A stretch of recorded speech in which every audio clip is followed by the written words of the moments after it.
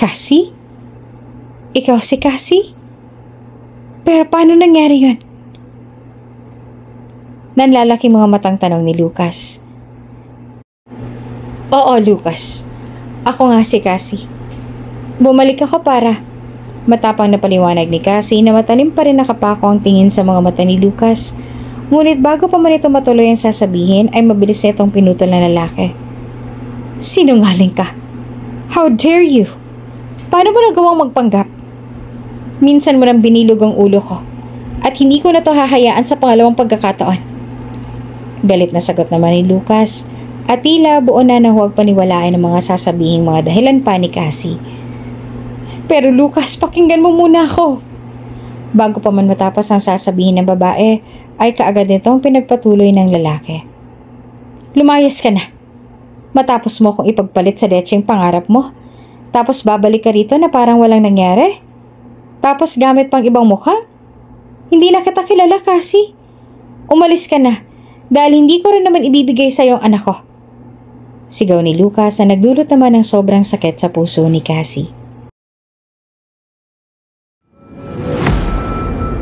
Kung bago ka pa lang sa channel na ito, Ate Jane TV, huwag kalimutang pindutin ang notification bell and subscribe button. Sana po hindi naman malaking abala sa inyo ang pagpindot ng subscribe button dahil ang kapalit po nito ay ang pagsuporta para makapag-produce ng mga libreng stories sa mga channels ni Ate Jane. Maraming salamat!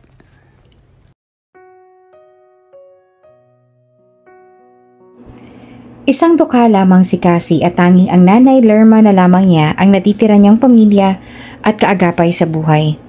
Hindi niya ito tunay na ina at nakilala lamang din sa lansangan. Kinupkop siya nito noon kaya ngayon ay siya naman ang nag-aalaga sa matanda. Ngunit may malubhang sakit ang kanyang ina, kaya naman isang malaking pagsubok ito sa kanya. May isa siyang anak na babae na 2 taon na at mahigit ang edad. Walang permanenteng tirahan at sentro palagi ng tuksuhan kapag napapadaan silang mag-ina sa mga nakatambay sa kalsada upang mangalakal. Namasukan na rin itong labandera ngunit pinaalis din ang amo dahil napagbintangan nitong magnanakaw. Hindi marunong magbasa ni magsulat dahil hindi man lamang ito nakatuntong ng elementarya. Hanggang sa dumating ang isang malaking pagsubok sa buhay ni Cassie. Nagsabay pa ang sakit ng kanyang anak at ang kanyang ina. 2 araw na ang inaapoy ng lagnat ang 2 taong gulang na anak na si Chacha, ngunit wala siyang kakayahan at dalhin ito sa ospital. Minsan niya nang sinubukan ngunit hindi siya inasikaso ng mga nurse na naroon. Walang-wala na siyang matatakbuhan at hirap na sa buhay. Ni wala siyang maipakain sa bata maging pambili ng gamot ng kanyang ina ay wala. Awang-awa na siya sa kanyang sarili at hindi na malaman ang kanyang gagawin. Minsan ay niyayaya siya ng isa niyang kaibigan na rumakit. Ngunit ang racket na iyon ay kailangan pala nilang magbenta ng katawan sa mga mayayamang lalaki sa mga subastahan ng babae ng mga mayayaman. Kahit may anak na si Cassie ay hindi naman maipagkakaila na maganda pa rin ang hubog ng katawan nito. At talagang may alindog pa. Ayaw sanang sumama ni Cassie pero ang iniisip niya ay ang kanyang ina at anak. Kapag mag-inarte pa siya ay lalong hindi siya makakadilihensya ng pambili man lamang ng gamot at pagkain para sa kanila. Kung kaya naman ay hindi na siya nagpatumpik-tumpik pa. Bagkos ay sumama na siya sa kanyang kaibigan na si Belinda. Hoy, Cassie. Mukhang type ka ni Sir oh. Yung gwapong naroon sa may dulo. Kanina pa nakatingin sa iyo eh. Mahinang sabi ni Belinda kay Cassie. Sinundan naman kaagad ni Cassie ang direksyon ng tingin ni Belinda at doon niya nakita ang lalaking tinutukoy nito at napagtantong nakatingin nga ito sa kanya. Maya-maya pa ay lumapit na sa kanilang isang matandang babae at siya na marahil ang manager ng bar na iyon. Cassie, may customer ka na kaagad. Dali ka na. Ayusin mo ha para marami tayong pera ngayon. Ani na matandang babae. Kinakabahan pa nga si Cassie habang naglalakad papalapit sa lalaki. Siya si Lucas Tan, isang bilyonaryo na nagmamay-ari ng maraming mga negosyo sa bansa. May asawa ito at iyon ay si Camila. Ngunit ang pagsasama nila ay pinilit lamang noon. Sa 7 taon nilang magkasama ay hindi pa rin sila nabibiyayaan ng anak. Wala rin naman talaga silang nararamdamang pagmamahal para sa isa't isa. At nagsasama lang talaga sila para sa kapakanan ng kanilang mga business and family legacy. Hello, Sir Lucas. Ito na pong request ninyo. Siya po si Cassie. Bago lang po siya, talagang kayo palang kauna-unahan nag-request sa kanya. Oh, Cassie, be a good girl kay Sir Lucas, ha? Oh, siya, maiwan ko na po kayo. Wika ng babae. Pagkaalis niya ay naiwan na nga doon sina Lucas at Cassie. Hi! Paunang bati ni Cassie. Nahihiya pa nga ito dahil hindi man lamang siya sanay sa ganito. Lalo pat isang bilyonaryong lalaki ang kaharap niya. I don't talk too much. Let's go to my hotel. Diretsong sabi ni Lucas. Tila ba sanay na ito sa ganoon. Doon din naman kasi talaga ang patutunguhan ng usapan na yon kaya ayaw nang magpaligoy-ligoy pa ni Lucas. At dahil bahagi na rin naman ng trabaho ni Cassie ang sumama sa kanilang customer at gawin ang gustong ipagawa ng mga ito, ay wala nang choice si Cassie kundi ang sumunod sa sinabi at alok ni Lucas. Hotel? Yes, hotel. Let's go. Tumayo na kaagad si Lucas at sumunod na rin si Cassie. Wala siyang ideya sa pupuntahan at gagawin nila, pero ang tanging naiisip lang niya ngayon ay pag-uwi niya ay siguradong may pambili na siya ng gamot at pagkain ng kanyang anak at ng kanyang nanay Lerma. Na makarating na sila sa hotel ay bumaba na kaagad sila at mabilis na nagtungo sa unit ni Lucas. Doon ay lalong namangha si Cassie sa kanya nasaksihan. Ang ganda at ang lawak ng unit nito at ngayon pa lang siya nakarating sa ganoong lugar. Maupo ka. Utos ni Lucas at kagad namang sumunod si Cassie habang iginagala pang mga mata sa buong bahay. Anong gusto mong inumin? Maginoong tanong ni Lucas. Mas malumanay ang tono ng boses nito ngayon kumpara kanina. Hindi rin niya maiwasan na hindi mapatingin sa itsura ng lalaki. Sa palagay ni Cassie ay nasa edad 30 pataas na ito at talagang maganda rin ang tindig at tikas ng katawan. Lalo na nung hinubad na nito ang kanyang suot na business suit at tanging puting manipis na polo na lamang ang natira. Tubig na lang po. Matipid na't nahiyang tugon ni Cassie. Tubig? Sigurado ka? Tanong naman ni Lucas. Opo, tubig na lang po. Hindi rin po kasi ako sanay na uminom ng alak. Sincero ang sagot naman ni Cassie. Bahagya namang napahagikik si Lucas. Yeah. Hindi na ako magtataka. Cause it's your first time. Anyway, bakit nga ba naisipan mong pasukin ang trabahong to? Seryosong tanong naman ni Lucas kay Cassie. Ayaw pa sanang sumagot ni Cassie ngunit para rin naman mawala ang kaba ay kinwento na rin niya ang pinagdadaanan niya. Hindi ko naman po talaga gustong trabahong to. Pero dala ng kahirapan at matinding pangangailangan, katulad din ng kaibang mga kasabayan ko, kinailangan kong gawin to para sa nanay at para sa anak ko. Pansin naman ni Cassie ang pagkagulat ni Lucas. May anak ka na? Kanyang tanong sa dalaga. Opo, 2 taon na po. Ang pangalan niya po ay si Chacha. Pero wala na po siyang ama. Palibasa po ay maaga po ako nabuntis kaya medyo bata pa rin po ang naging nobyo ko noon. Nagkaroon ng rambulanan sa aming lugar at kabilang siya sa mga nasawi. Kaya heto, ako na lang mag-isang tumataguyod sa anak ko. Pagpapatuloy ni Cassie. Tumangutango naman si Lucas habang pinapakinggan ang kwento ng babae. Sa katunayan, ito ang unang beses na maglabas si Lucas ng babae. Nagkataon lang din kasi na nag-away sila ng kanyang asawang si Camila. Hindi na ito bago sa kanila dahil halos araw-araw naman silang nag-aaway. At ngayon ay gusto lang talaga ni Lucas na magpalipas ng sama ng loob.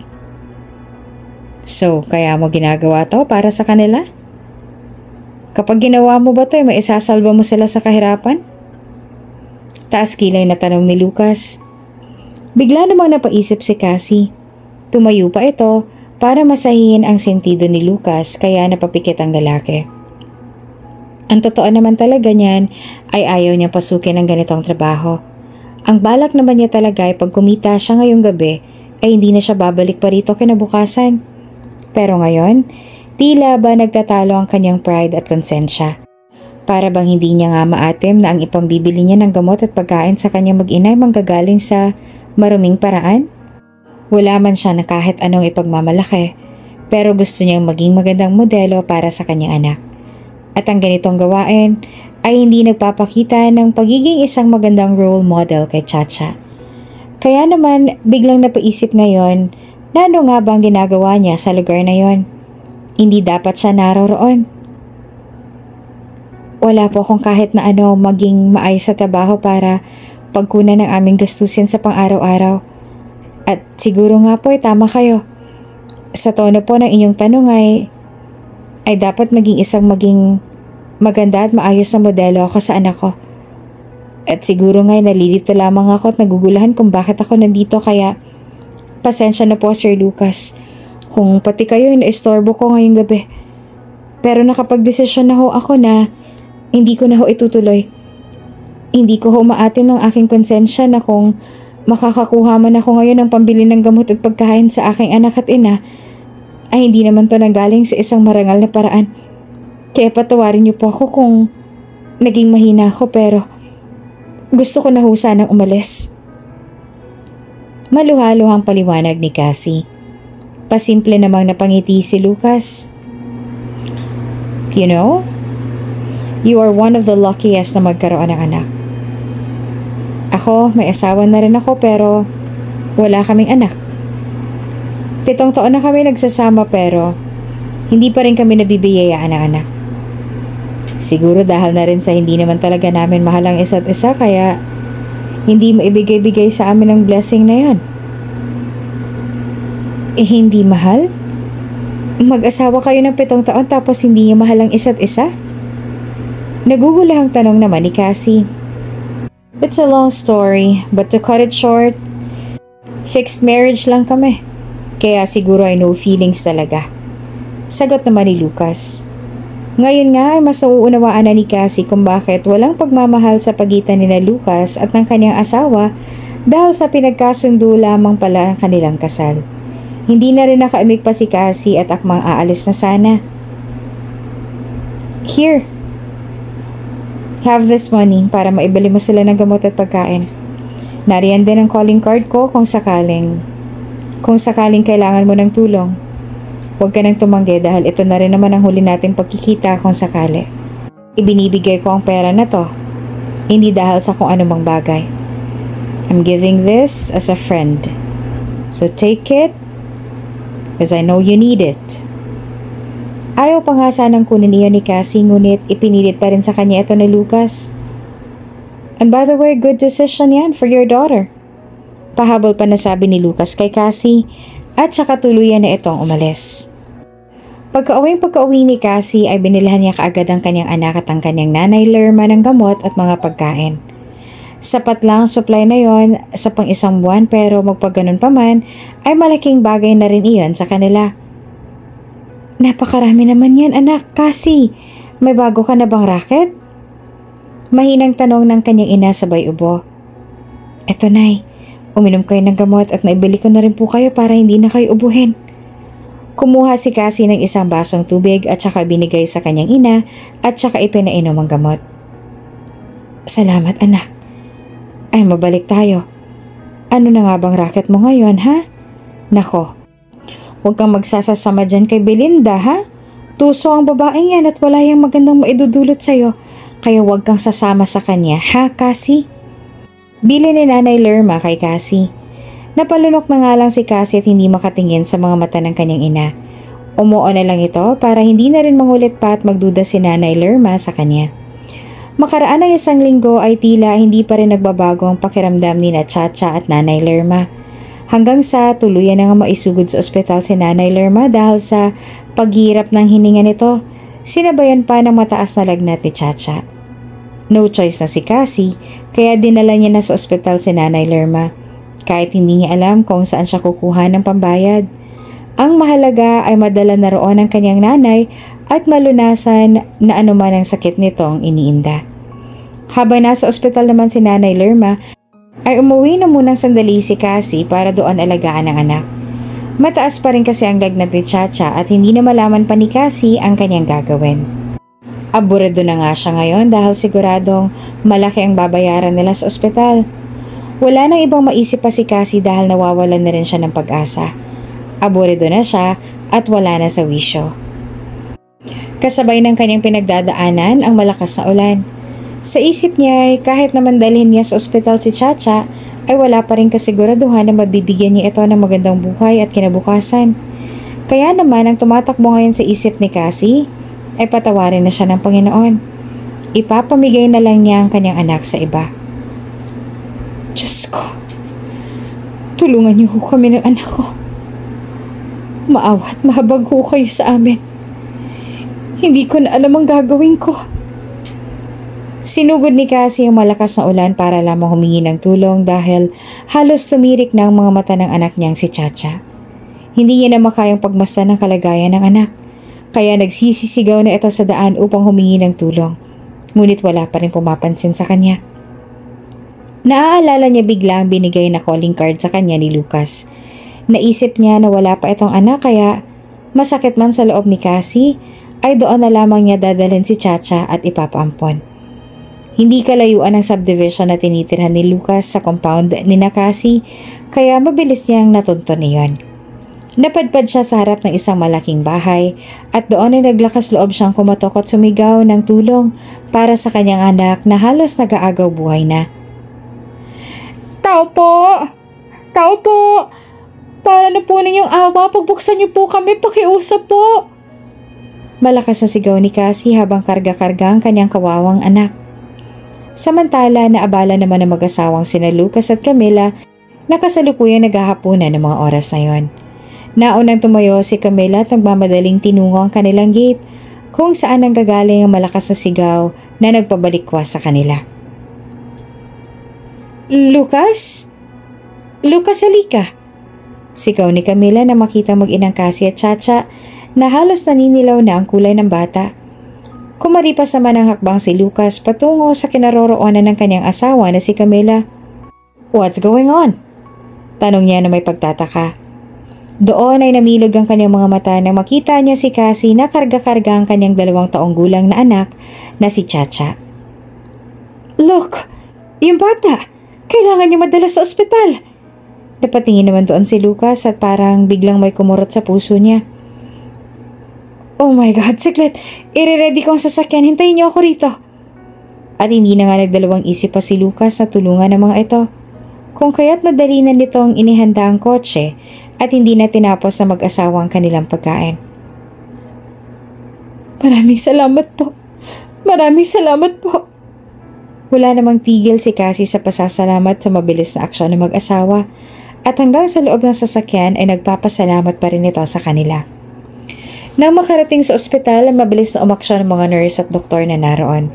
Isinugod kaagad ang bata sa emergency room at naiwan na sa labas ang mag-asawa kasama si Cassie.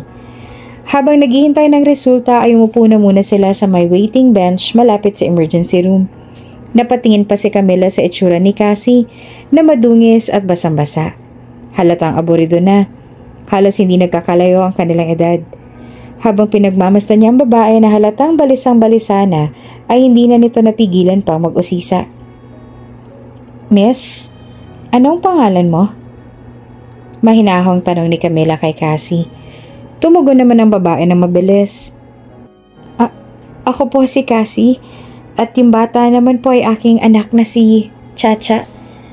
2 araw na po siyang inaapoy ng lagnat. Wala naman po akong pera o kahit na ano para mapagamot ang aking anak. Sinabayan pa po na ang aking nanay kasalukuyang nakakonfine din po ngayon dahil hindi na rin maalis-alis ang ubo. Hindi ko na ho alam ang aking gagawin, ma'am, sir. Wala na ho akong ibang malalapitan. Niwala na ho ako sa wisyo kung saan pa kukuha ng mga ipambabayad ko sa ospital kaya, ma'am, sir. Ako po sana'y humihiling sa inyo. Kung mamarapatin niyo ho, ibig ko ho sanang ipaampon ang aking anak sa inyo.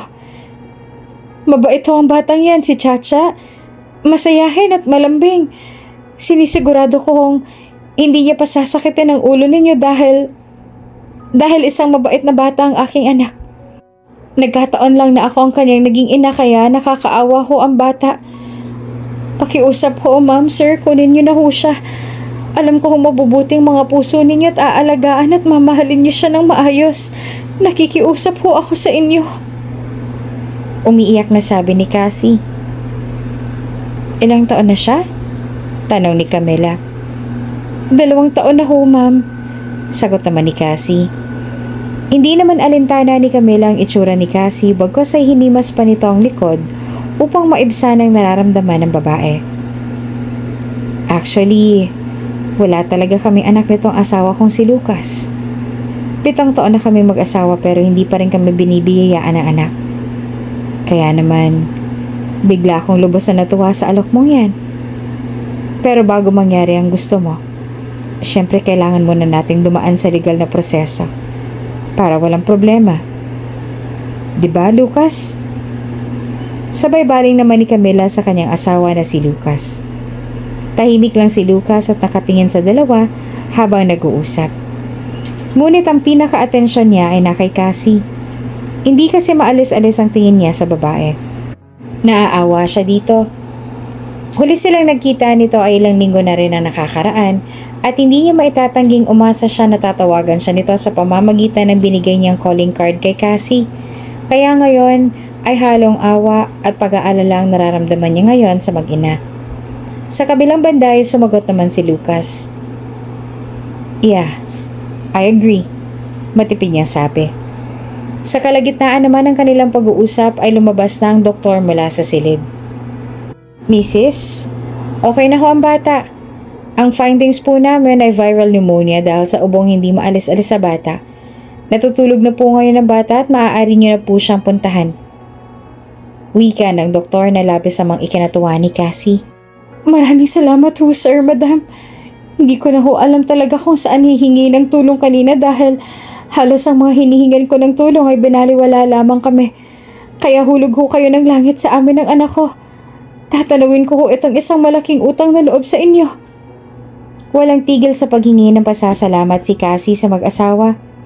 Sa panahon ngayon ay bibihira na lamang ang may ganitong ginintoang puso na tutulong sa iyo ng biglaan, lalo pat hindi mo personal na kakilala ang tutulungan mo. Hindi nagdalawang isip ang mag-asawa dahil una pa lamang na makita ni Camila ang kalagayan ng bata noong nasa harapan sila ng gate ng mansyon ng ito, agad na nahabag ang kanyang damdamin dahil sa pagdating sa bata ay malambot ang puso nito. Wala namang mapagsidlan ng galak ni Cassie sa ibinalitang iyon ng doktor. Gusto niya na kaagad na makita ang anak kaya humingi ito ng permiso. Oo naman. Natutulog lang siya pero nailipat na siya sa recovery room. Bumaba lang si Lucas para asikasuhin ang bills. Halika, puntahan natin si Chacha. Sagot ni Camila at sabay na silang nagtungo sa recovery room ni Cassie. Nahihiya pang pumasok si Cassie dahil sa ganda at linis ng silid na tila mga mayayaman at may mga kaya lang sa buhay ang may kakayanang kumuha nito. Nasa pribadong ospital din kasi sila kaya talagang alagang-alaga ang bawat pasyenteng naroroon. Naalala naman bigla ni Cassie ang kanyang ina na kasalukuyang nasa pampublikong ospital. Kailangan na rin kasi niya na makabalik doon sa lalong madaling panahon kaya susulitin niya na makapili ngayon si Chacha sa oras na pumayag ang mga ito. Pagpasok nila sa loob ng silid ay doon nila naabutan na mahimbing pang natutulog ang bata na animoy isang anghel sa ganda. Hindi maitatanggi na kahit mahirap lang si Cassie ay may angkin din itong ganda at siguradong mas dilitaw pa ang ganda niya kapag naayusan at naalagaan. Napakaganda ng anak mo, sambit ni Camila habang nakaupo sa may tabi ng kama at nakangiting pinagmasdan ang mukha ng batang mahimbing na natutulog. Maraming salamat ho, madam. Tugon naman ni Cassie at pumesto naman siya sa may kabila. Umangat naman ang tingin ni Camila kay Cassie. Cassie? Sabit ni Camila. Po, madam? Nauutal na tugon naman ni Cassie. Kung ako ang tatanungin, pumapayag ako na ipaampon mo sa akin ang bata. Matagal ko nang gusto magkaanak. Ngunit sadyang mapagbiro talagang tadhana. Laging ipinagkakait sa amin. Gusto ko siyang alagaan, miss. Cassie po. Cassie, kung mamarapatin mo, hayaan mo ako na magbibigay sa kanya ng magandang buhay at kinabukasan. Aalagaan ko siya. Kami nang bahala sa kanya. ani Camila. Wala na rin maisip pang ibang ideya si Cassie. Ito na lamang naiisip niyang paraan para mabigyan ng magandang buhay ang anak na si Chacha at mailayo ito sa mahirap at magulo nilang buhay. Ayoko pong isipin niyo na gano'n ako kasamang ina para ipamigay ang sarili kong anak. Pero madam, naaawa ho kasi ako kay Chacha na baka hindi ko siya mabigyan pa ng magandang kinabukasan kaya nabuo ko ang ganito kong desisyon. Patawarin niyo ho ako. Hindi ho ako perpekto. Maaaring ako lamang naging daan para ipanganak si Chacha pero baka ikaw talagang nakalaan para maging ina niya. Masakit man ho sa aking kalooban, madam, pero hindi ho ako karapat-dapat na maging ina sa kanya. Umiiyak na sabi ni Cassie. Sa kalagitnaan ng pag-uusap ay pumasok na rin sa loob si Lucas. Ayos lang, Bill. Nabayaran ko na lahat. Pwede na rin lumabas ang bata bukas kapag maayos ng temperature niya. Wika naman ni Lucas. Ikinatuwa naman ito ng dalawa. Maya-maya pa ay kinausap na rin nila si Lucas tungkol sa pag-ampon kay Chacha. Lucas, what if amponin na lang natin ang bata? Diretsang tanong ni Camila. Ikinagulat naman ito ng asawa habang si Cassie naman ay naghihintay ng kasagutan. Cassie, for the sake and the future of your daughter, iwan mo na siya sa amin. Maluhalo ang sabi ni Camila kay Cassie. Tila desidido na ito sa kanyang mga sinabi. Han? Nagtataka namang tanong ni Lucas sa asawa. Sorry. Matagal na namin kasing gusto magkaanak, Cassie. Pero tila ipinagdadamot pa sa amin ng Panginoon. Hindi ko na rin alam kung ano pa bang mali sa amin dahil base naman sa aming OB ay healthy naman ang matres ko. At wala rin namang problema ang asawa ko kaya naisip ko na sana ipaubaya mo na lang sa amin si Chacha. She needs moral and financial help, Cassie, at kami ang may kakayahang maibigay yan sa kanya. Maya-maya pa'y mag-aaral na siya. Paano niyo matutupad ang mga pangarap niya kung hindi stable ang pamumuhay niyo? So please, Cassie, hayaan mong kami mag-alaga kay Chacha. Tila dinurog ng mga sinabi niya ni Camila ang puso ni Cassie. Unti-unti nang kumikislap ang mga mata ni Cassie dahil sa mga luhang namumuo na rito. Mas lalo naman siya naawa sa kanilang sitwasyong mag-ina dahil sa malakas na pagsampal ng katotohanan sa kanyang buong pagkatao. Naina lang siya ngunit hindi niya kayang magpakaina. Pero sa isip niya, may kasalanan nga ba siya sa sitwasyon ng buhay nila ngayon? O ang pagiging ina lamang talaga ang nagiging kasalanan niya? Maging si Cassie ay hindi na rin maiwasang questionin pa ang kanyang sarili kung karapat-dapat ba talaga siya sa titulong ito o oras na para ipasa na sa iba. Dahil biglaan ang naging desisyon na iyon ni Camila ay pumagitna naman si Lucas. Dahil para sa kanya, baligtarin man ang sitwasyon, ay si Cassie pa rin ang tunay na ina ng batang paslet na si Chacha. Han, hayaan na muna nating magdesisyon si Cassie. Masakit pa rin sa kanya bilang ina na mawalay sa kanyang anak. Mahinahong sabit naman ni Lucas sa asawa. Pero tila nakapako na ang isipan at puso ni Camila sa kagustuhang mapasa kanya si Chacha. Pero mas masakit bilang ina na wala man lang silang nagawa para ibigay ang mga pangangailangan ng kanilang anak. I am not yet a mother pero kung ako nasa katayuan mo, ay mas pipiliin ko muna sa ngayon ang kapakanan ng aking anak. At isa pa, si Cassie na rin nagdesisyon na ibigay sa atin ang bata, hindi ba Cassie? Hindi ko siya pinilit bagkus ay siyang unang lumapit. Kaya Lucas, I want her child. Maawa ka sa bata. Kung sakaling maging okay na siya ngayon, paano naman bukas? Ang susunod na mga araw. Si Cassie na ang nagsabi na hindi niya na kaya pang buhayin ng bata. Nakakaawa rin naman siya dahil may ina pa rin siyang may sakit na iniintindi. Tulong na lang natin to sa kanya para hindi na rin siya mag-isip pa. Hindi ba, Cassie? Panindigan ni Camila. Hindi naman namalaya ni Cassie na tumutulo na pala ang kanyang mga luha. Napatingin siya sa kanyang anak. Maaaring tama nga si Camila sa paglararawan sa kanya bilang isang anak. Nawala itong pag-asa at hindi na mabibigyan pa ng magandang buhay ang kanyang anak. Ngunit sa kabilang banday, ina pa rin siya at mahal na mahal niya ang kanyang anak. Hindi makakaya ng kanyang kalooban na ipamigay na lamang ito sa iba at hindi man lamang gumawa ng paraan para mabigyan ito ng magandang buhay. Masakit mahusgahan, lalo pat wala ka namang ginagawang masama. Ngunit mas masakit, mahusgahan ang kakayahan mong maging ina. Pagkatingin sa kanyang anak ay lumingon naman ito kay Camila. Maaari ko hubang pag-isipan muna? Kahit isang gabi lang?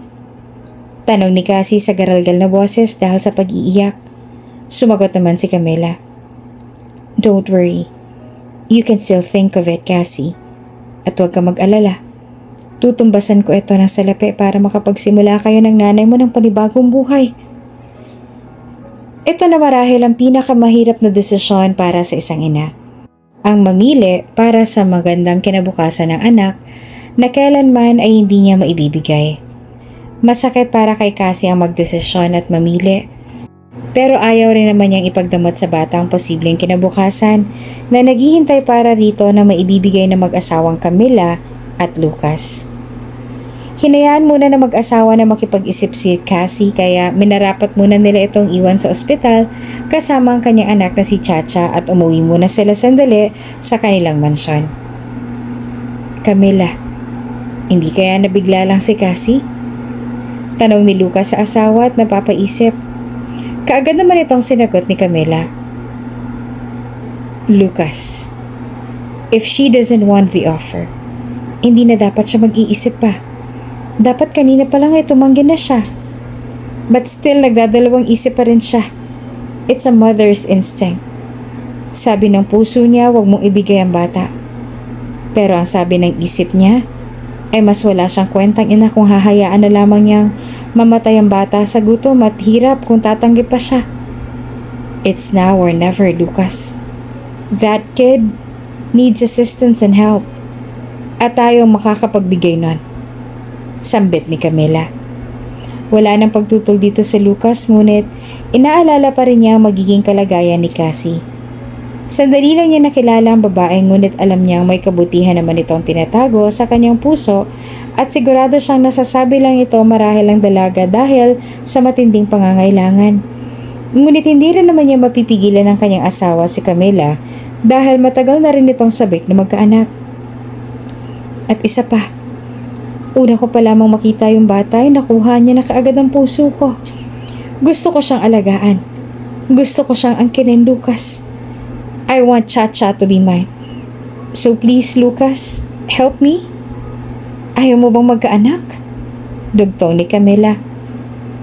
Of course, gusto ko pero ina pa rin si Cassie. Hindi natin siya pwedeng pilitin kung ayaw niya. Pero kung papayag naman siya, I will process the papers as soon as possible. At gagawa ko ng kontrata na pipirmahan natin sa kanya. Sagot naman ni Lucas sa kanyang asawa. Thank you, Lucas.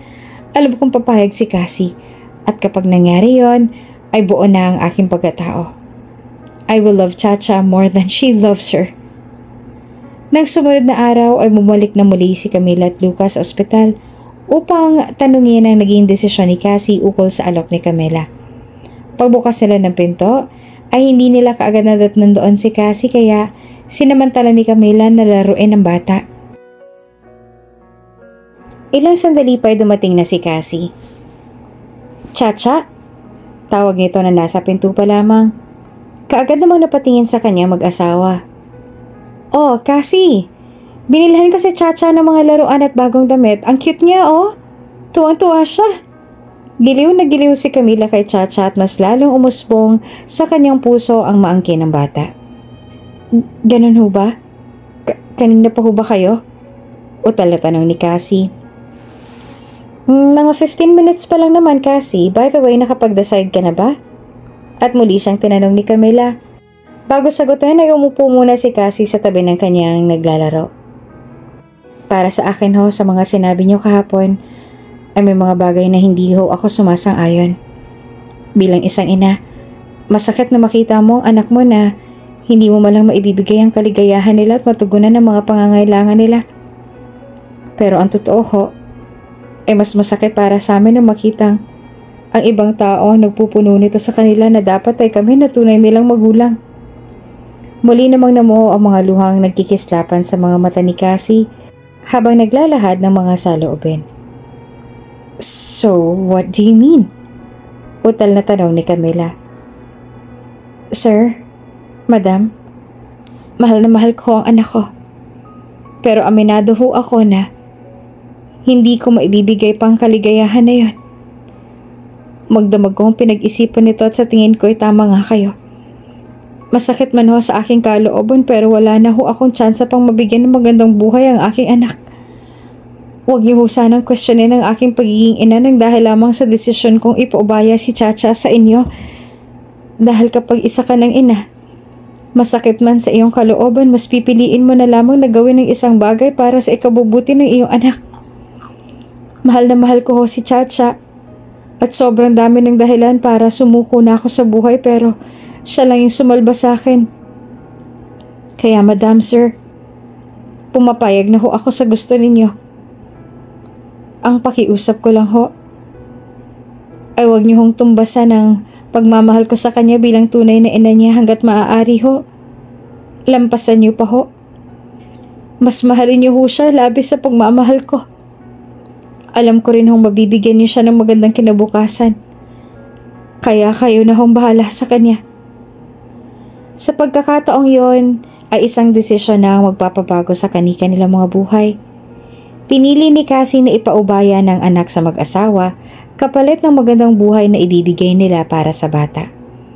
Mahirap man sa kanyang kalooban ngunit kailangan niyang lunukin ang kanyang pride at ego alang-alang sa kapakanan ng kanyang anak. Anak, Chacha, mahal na mahal ka ni nanay. Patawarin mo ako para gawin sa iyo to. Mahal na mahal kita anak. Lumaki kang mabuting bata, anak ko. Humahagulhol sa iyak na sabi ni Cassie habang yakap-yakap ang kanyang walang kamuwang-umuwang na anak. Lumapit naman sa kanya si Camila. Cassie, thank you. Kahit hindi mo hilingin, gagawin talaga namin ang lahat para maibigay ang magandang kinabukasan kay Chacha. Pinahanga mo ako sa naging desisyon mo. You're a strong woman with a good heart na ang tanging iniisip lamang ay kapakanan ng kanyang anak. She's safe now. Mahina niyang sabi rito. Thank you, Cassie. Salamat sa pagtitiwala mo sa amin. By the way, I made a contract kung saan nakasaad dyan na kami na ang tatayong magulang ng bata at walang sapilitang nangyari. Maaari mong basahin. Dagdag pa ni Camila. Inilahad niya isang piraso ng papel kung saan ito ang magiging kontrata nila ng kasunduan na nagsasaad na sa oras na pirmahan nito ni Cassie ay hindi niya na mababawi kailanman si Chacha sa kanilang patnubay at pangangalaga. Mawawalan na siya ng buong karapatan sa bata at hindi na siya kikilalanin nito bilang kanyang ina. Dahil hindi nakatuntong sa elementarya ay wala namang kaalam-alam si Cassie sa pagbasa maging sa pagsulat. Kaya hindi rin niya maunawaan ang nakalaman sa kontrata. Pero hindi ho ako marunong magbasa. Nag-aalalang wika ni Cassie.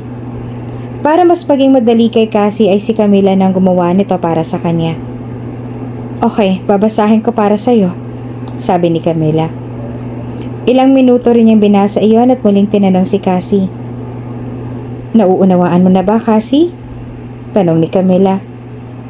Opo, nauunawaan ko na. Mahinang boses na wika ni Cassie at halata pa rin ang pag-aalinlangan sa tono nito. Matapos noon ay kailangan na itong pirmahan ni Cassie. Kaya mo bang pirmahan? Tanong ni Lucas. Ngunit lalong lala dahil hindi siya marunong magbasa at hindi rin siya marunong magsulat. Pasensya na ho pero kahit pangalan ko ho hindi ko kayang isulat. Malungkot itong tugon. Don't worry. I have a thumb mark pad here. Ilagay mo lang ang kaliwa mong hindalaki sa pad, tsaka idikit mo dito sa may linya. Wika ni Lucas at kaagad naman itong sinunod ni Cassie. Marahan niyang ipinatong ang hindalaki sa pad, tsaka nakainginginig ang mga kamay na idinikit nito sa may linya. Okay, that's it, sabi ni Camila. Ang thumb mark na iyon na magpapatunay na pumapayag na si Cassie ng buong puso sa kasunduan at walang sapilitang nangyari. Ang thumb mark na iyon na magpapatunay na wala na siyang anak at ang lahat ng karapatan ay mapupunta na sa mga kamay ng mag-asawang Camila at Lucas. Muling ipinaliwanag ni Camila ang kasunduan kay Cassie. Cassie, lilinawin ko lang ulit. Wala ka ng karapatan sa bata at kami nang may full responsibility kay Chacha simula ngayon. Sabi ni Camila at saka may dinukot sa loob ng kanyang bag. Here, isang sobre na naglalaman ng ilang daang libo kapalit ng bata na magagamit niya na makapagbagong buhay. Sa tingin ko naman ay sapat na yan para baguhin mo ang buhay mo. You can do whatever you want now with that money. Maipapagamot mo na ang nanay mo, Cassie. Thank you. Hindi mo alam kung gaano mo ako pinasaya. Huwag kang mag-aalala. I will be the best mother for her. Hindi namin siya hahayaang masaktan. Papalaki namin siya ng maayos. So thank you again, Cassie. Pasasalamat ni Camila. Ang kasiyahan ni Camila ay siya namang kalungkutan ni Cassie. Maliit pa si Chacha at hindi pa nito nauunawaan ang sitwasyon. May nag-uudyo kay Cassie na wag nang ituloy ito, ngunit mas lamang ang bumubulong na ituloy niya na para sa bata. Wala siyang ibang hangad kundi magkaroon ng magandang buhay ang kanyang anak, kaya lahat ay gagawin niya para dito. Para kasi sa kanilang mga palaboy at pulubi sa daan ay napakalabo ng pag-asa. Napakalayo ng mga bituin na nagsisilbing pangarap. Napakaliit ng pagtingin, ngunit malaki ang paghahamak. Ang mga katulad nila ay pinagkaitan ng pag-asa at respeto dahil wala naman silang kahit na anong ipagmamalaki.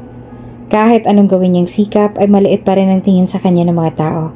At ito ang ayaw niyang mangyari kay Chacha. Ito ang ayaw niyang makagisang buhay ng bata.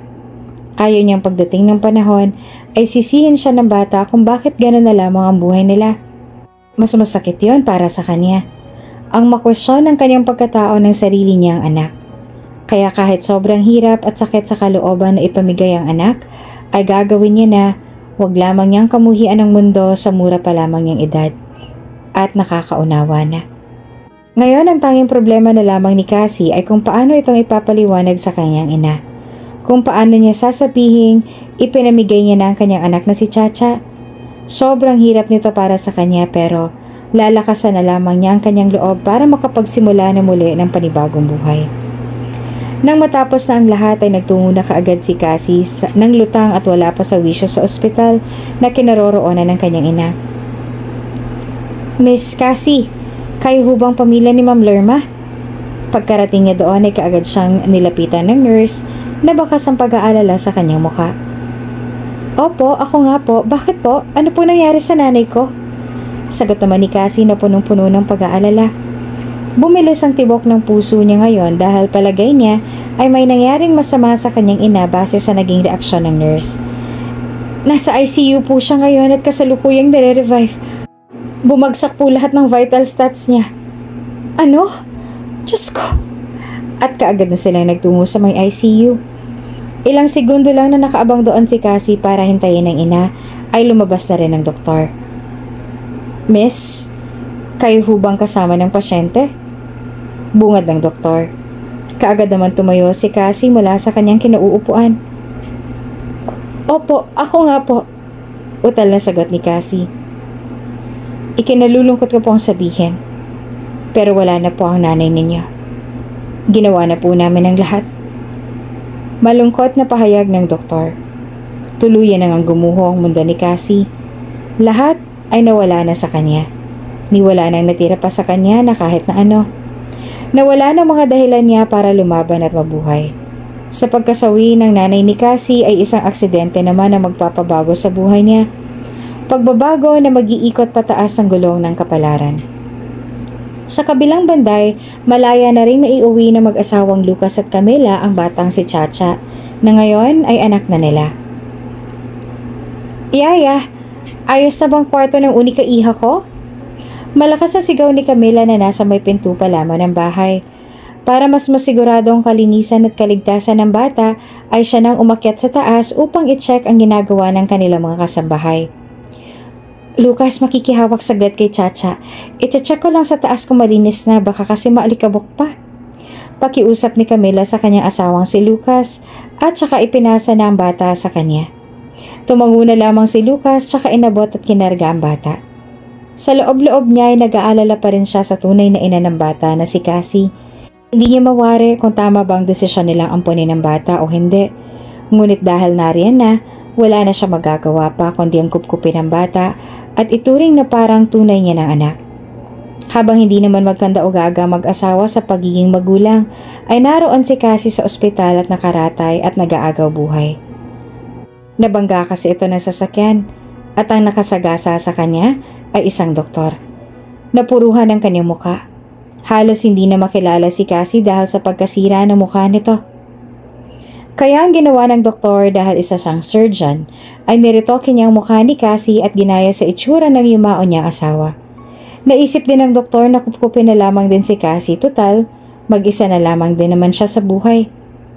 Makalipas ang ilang taon, si Doc Merck na ang nagsilbing katuwang ni Cassie at siya namang tumulong sa dalaga na makapagbagong buhay. Napabuti na si Cassie ngayon at pinaubaya na rin sa kanya ni Doc Merck ang ilan niyang mga negosyo. Nag-hire naman si Doc Merck ng mga professional na tao na pwedeng magturo kay Cassie kung paano magbasa at magsulat kahit wala sa paaralan at nang matuto ay pinasok niya ng pagnenegosyo. At dahil hilig niya magluto, ay ito ang linyang pinasok niya na sinuportahan naman ng doktor. Umattend siya ng mga trainings at workshop hanggang sa nakapagsimula na siya ng maliit hanggang sa dumami ng mga branches ng restaurants niya. Isa na siyang ganap na successful na CEO at marami na rin pinagmamay-arian ng mga establishmento. Ngunit sa magandang kapalaran na ito na nangyari sa kanya, kailanman ay hindi niya pa rin nakakalimutan ang kanyang anak. Dahil maganda naman na ang buhay, ay magdedesisyon siyang muling hanapin ito. Merck, alam ko magiging kalabisan na ito, ngunit may gusto akong muling hilingin. Seryosong sabi ni Cassie. Just tell me. Wala akong hiling mo na pinahindian ko. Nakangiting sagot naman ni Doc Merck. Sandaling nag-isip si Cassie bago sumagot.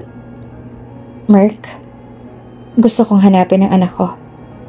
Gusto ko siya mabawi sa mag-asawang umampon kay Chacha. Hanggang ngayon ay pinagsisisihan ko pa rin kung bakit ko nagawa yun sa kanya. Napakasama akong ina. Napakasama ako, Merck. Gusto ko nang itama lahat ng kamalian ko. Umiiyak na sabi ni Cassie. Hanggang ngayon, sa kabila ng kanyang mga naging tagumpay, ay hindi maikukubling nababalot pa rin ang kanyang puso ng lungkot. Dahil dati ay pinangarap niya talagang yumaman pero kasama sana ang kanyang nanay Lerma at anak na si Chacha. Mas masaya sana kung kasama niya mga ito sa pag-abot at paghiga sa agos ng kanyang tagumpay. Ngunit malabo na yung mangyari dahil wala na ang kanyang ina. Tapos, hindi pa niya kasama ang kanyang anak. Kaya naman kahit man lang si Chacha ay mabawi niya at maitama niya lahat ng mga maling nagawa niya sa nakaraan. Sa kabilang banda ay nauunawaan naman niya ni Merck. Mabuting tao si Merck at masaya siyang natutulungan si Cassie. Bawi na rin niya ito ng muntik niyang mapatayang dalaga nang masagasaan niya ito ilang taon na nakakaraan. Alam lahat ni Cassie ang nangyari at maging ang kanyang buong itsura na binago nito. Noong una, hindi pa niya ito matanggap. Ngunit kalauna naman ay tinanggap na rin niya ang kanyang kapalaran at nagpapasalamat pa nga siya dahil tinulungan siya ni Doc Merck na baguhin ang takbo ng kanyang kapalaran. Walang problema sa akin, Cassie. I know na matagal mo nang gustong hanapin ang anak mo at kumukuha ka lamang ng tamang tiyempo. Huwag ka mag-alala. You have my support. Tutulungan kitang mahanap ang anak mo. Wika ni Doc Merck. Nagalak naman ang puso ni Cassie sa narinig. Ngunit sa pagkakataong ito ay mas gusto niyang gawin ang paghahanap na lang muna ng siya lang muna. Ayaw niyang istorbohin pa si Merck sa paghahanap sa kanyang anak dahil labis-labis na rin ang tulong na ibinigay ni Merck sa kanya at abala na ibinigay niya sa lalaki. Salamat, Merck. Inaasahan kong ganyan din ang isasagot mo dahil mabuti talagang iyong puso. Pero sa pagkakataong to, maaari bang ako na lang munang gumawa nito para sa anak ko? Malaking abala na ang idinulot ko sa'yo kaya ngayon, hayaan mong ako naman ang gumawa ng paraan. Maraming salamat, Merck, sa lahat-lahat. tatanawin ko itong isang malaking utang na loob. Saad naman ni Cassie. Total ay kailangan na rin bumalik ni Doc Merck sa Amerika para makasama ng kanyang mga anak, kaya hindi na rin siya kumontra pa para sa kagustuhan at hiling ni Cassie sa kanya. Samantala, noong araw pa lamang na makuha ni na Lucas at Camila ang bata, ay humanap na rin sila ng bagong matitirhan noon. Para hindi na sila masundan pa ni Cassie, kaya naman wala siyang ideya ngayon kung saan na nga ba ang mga ito. Lumipat sila sa Batangas at sa kanilang rest house na Malagi. Matapos ang maraming taon ay marami nang nagbago. Pumanaw na rin si Camila dahil sa sakit na cancer at ngayon ay sina Chacha at Lucas na lamang ang magkasama sa buhay. Unang taon, buhat nang mamatay si Camila ay sinubukan ng ipahanap ni Lucas muli si Cassie. Pinaimbestigahan niya ito kung nasaan na nga ba ang dalaga, ngunit nadismaya lamang siya sa kanyang nalaman. Base sa pag-iimbestiga ng kanyang mga tauhan, ay doon niya na lamang sumama na raw sa ibang lalaki si Cassie, buhat ng mamatay ang nanay nito, at doon daw nakilala pa sa bar na pinagtatrabahuhan niya dati. Lalo namang nagalit si Lucas, dahil unang-una ay nangako sa kanya si Cassie na hindi na ito babalik sa ganoong trabaho. Ngunit hindi pala nito tinupad iyon. At ngayon daw ay nagpapakasasa na sa yaman si Cassie at wala nang pakialam sa kanyang anak. At lahat ng iyon ay base sa kwento lamang ng kanyang mga kapitbahay. Kaya naman, iyon ang tumanim sa utak ni Lucas na ganoong klase ng babae talaga si Cassie. Dad, I miss Mom. Malungkot na sabi ni Chacha sa kanyang ama na si Lucas. I miss her too, baby. Today's her death anniversary. Ang bilis ng panahon. 1 taon na siyang wala. But I know she's happy now. Tugon naman ni Lucas na animoy bampera na hindi tumatanda dahil gwapo pa rin ito at matikas ang pangangatawan. Kahit naman wala talaga silang nararamdaman ni Camila na pagmamahal sa isa't isa, ay may malasakit pa rin naman ito sa kanya dahil naging mabuting asawa rin naman ito sa kanya. Don't be sad, Dad. I'm still here. Hindi kita iiwan. I love you, Dad. Sabit naman ni Chacha sa kanyang ama at sa kaniya kapito ng mahigpit. Nga pala, Daddy, foundation day po namin sa school bukas. Kung busy po kayo sa work nyo, hindi na lamang po ako a-attend. Wika ni Chacha. Bakit naman hindi? Tanong naman ni Lucas. Okay lang po sa akin, Daddy. Magpapaturo na lamang po ako mag-bake kay Yaya. Huwag na po kayo mag-abala, Daddy. Okay lang po talaga sa akin. Ito ang kauna-unahang pagkakataon na hindi sila maka-attend ng foundation day kung sakali. Noong nabubuhay pa si Camila, lagi silang present sa lahat ng activities ni Chacha sa school dahil ito yung pinangako ni Camila sa bata na kahit anumang busy niya o ginagawa niya ay lagi nilang uunahin ang mahahalagang highlight sa buhay ng kanyang anak. No, importanteng araw yon, pupunta tayo. Pwede ko namang i-cancel lahat ng appointments ko for tomorrow at i-reschedule na lang dahil mas importante ka sa kanila. At isa pa, kilala mo ang mommy mo. Kung nabubuhay siya ngayon, hindi yung papayag na may makaligtaan tayo sa mga mahahalagang activities sa school mo. Kaya, pupunta tayo bukas. Mabilis naman na pagtutol ni Lucas. Thank you, Dad. Pero kung hindi po talaga kaya ng oras nyo ay okay lang po, ha? Okay lang po talaga. Simula nung mamatay si Camila ay si Lucas na talaga ang naging hands-on kay Chacha. Wala siyang hindi ibinigay dito at lahat ng gusto ni Chacha ay sinusunod. Ngunit kumpara sa iba na spoiled dahil sunod ang luho, si Chacha ay iba at marunong magpasalamat at makontento na naman niya sa kanyang ina na si Cassie. Nang sumunod na araw ay nakapustura na nga ang mag-ama at isinantabi na muna ni Lucas ang trabaho upang mabigyan naman ng oras at panahon ng kanyang anak. Sumama na rin siya upang makipagliwaliw at masuportahan ang anak. Ngunit hindi pa man sila nakakaalis ay dumating na sa mansyon si Brittany, ang sekretarya ni Lucas, upang ilahad ang isang hindi magandang balita. Sir Lucas, tumawag po si Mr. C. He urgently needs you in the office. Nagkaroon po ng leakage sa site. Kailangan daw po kayo doon. Pumunta na po ako dito dahil hindi ko po kayo makontak. Humihingal na sabi ni Brittany kay Lucas. Nagsalubong naman ang mga kilay ng kanyang boss. Sorry if I turned off my phone dahil nga may pupuntahan kami ng anak ko. But I think this is really serious. Kaya honey, tumingin siya kay Chacha. Lahat ay kaya niyang ipagpaliban para sa araw na to. Ngunit ang ganitong kaseryosong problema ay tila hindi niya maipagpapaliban, lalo pat leakage na sa site ang pinag-uusapan. Kaya sa ayaw niya man o sa gusto ay kailangan niyang unahin ito at muling isakripisyo ang oras na nakalaan na sana para sa kanyang anak na si Chacha. Dahil lumaki si Chacha na mabuting bata at maunawain, ay mabilis naman niyang naunawaan ang sitwasyon kaya hinayaan na lamang niya ang kanyang ama na unahin ang naturang problema sa site. Ayaw rin naman niya na siya pang maging dahilan ng paglaki ng problema kung magpupumilit pa siya kaya sumang-ayon na lamang ito ng bukal sa loob. No worries, Dad. Go on. I told you na okay lang po sa akin. Sige na po at mukhang kailangan kayo doon. Sabi ni Chacha sa kanyang ama. I'm really sorry, honey. Don't worry, babawi ako sa'yo, okay? Aayusin ko lang to, I promise. Sagot ni Lucas at saka hinalikan na ito sa noo. Okay, Dad. Keep safe. Nakangiti namang tugon ng bata. Matapos noon ay nagmamadali na ring umalis sina Lucas at Brittany patungo sa office na kinaroroonan ni Mr. C. Inabot na rin sila ng 10 oras ng gabi sa office sa pag-aayos ng naging problema. Gabi na nakauwi si Lucas ngunit dala-dala pa rin niya ang kanyang trabaho sa bahay. Nagtungo siya sa kanyang office at sumunod na lamang sa kanya si Chacha na may dala-dalang cupcake na nabake niya kanina at isang baso ng tubig. Dad, here.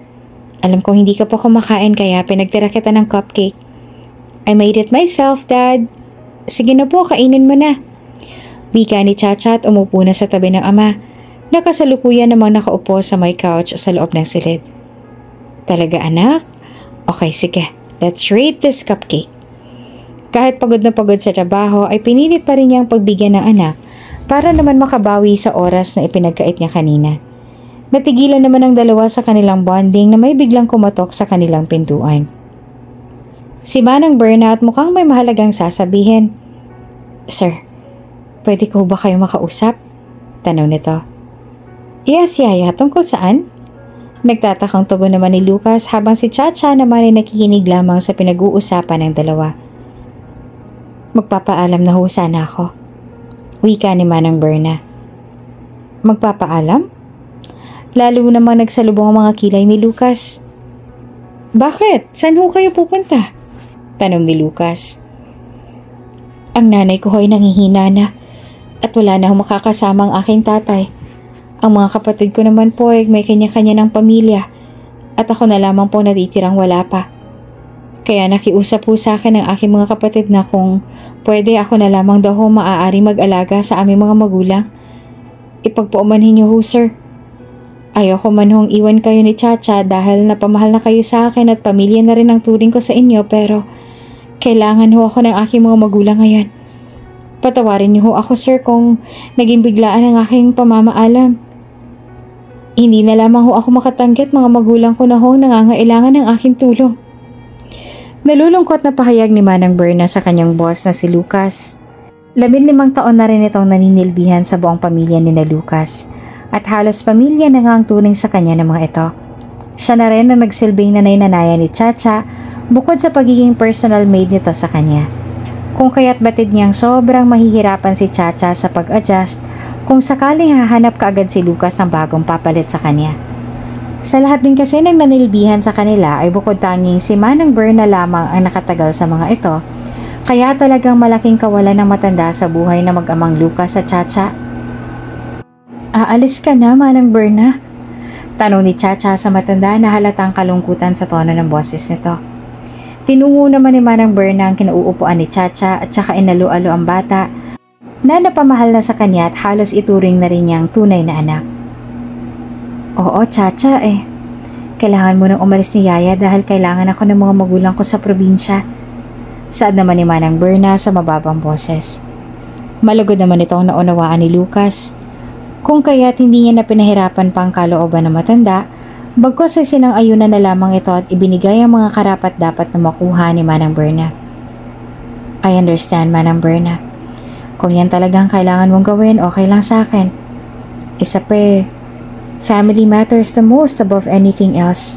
Kaya you can go. Don't worry. I will give you your last salary pati na rin ang 13th month bonus mo. Dadagdagan ko na rin para sa parents mo, okay? Alam ko hindi pa yan sapat para sa 15 taon mong pagsisilbi sa amin. But if you need anything, you have my number. Just call me, okay? Maraming salamat po sa 15 years sa paninilbihan niyo sa amin. I don't know kung makakahanap pa kami ng katulad ninyo. Tuluyan na ngang napaluha ang matanda dahil talaga namang mahirap iwanan ng mag-ama. Nagkataon lamang talaga na ang mga magulang niya ng dahilan kaya wala na rin siyang nagawa. Maraming salamat ho, sir. Naiiyak naman ho ako. Huwag ho kayong mag-alala. Alam ko makakatagpo rin kayo na makakasama rito na masigit pa sa akin. Dahil hindi ho kayo mahirap pagsilbihan. Dahil sobrang bait niyo hong amo. Maraming salamat ho ulit, sir. Sambit ni Manang Berna. Mag-ingat ho kayo. Maraming salamat din ho. Tugon naman ni Lucas. Nang makalabas na sa silid ang matanda ay kaagad na nagtanong si Chacha sa kanyang ama. Daddy, paano na po yan? Sino na pong papalit kay Manang Berna? Maghahanap tayo, anak. We need to make sure na trusted din ang papalit sa kanya. Tomorrow, I will ask agencies na pwedeng i-hire nila sa atin para ma-interview ko na rin on the spot. Paliwanag ni Lucas sa anak. Okay, Daddy. Nakakalungkot po kasi mamimiss ko si Manang Berna. But it's okay kasi para naman sa mommy and daddy niya yun, diba, Daddy?